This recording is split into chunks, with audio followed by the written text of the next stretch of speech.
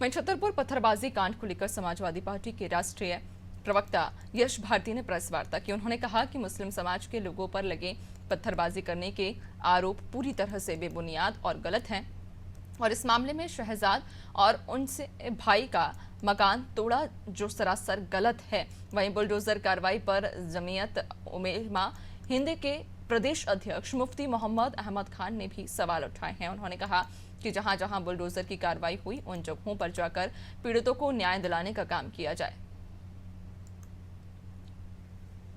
के नाम पूर्व सदर शहजाद, बेटे का नाम मोनू, पूर्व सदर शहजाद, बेटे का नाम सोनू।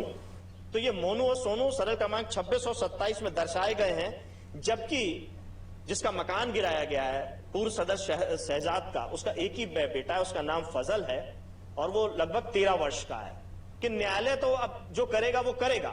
आपने लोगों का जुलूस निकाल दिया, उसमें जो गुनाहगार था, जो बेगुनाह था, सब एक श्रेणी में आ गए।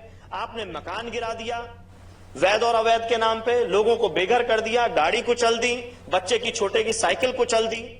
अब आपने ये प्रचारित होने दिया कि मुस्लिम समाज पूरी तरीके से तैयारी से आया था और हमला करने की नीयत से आया था।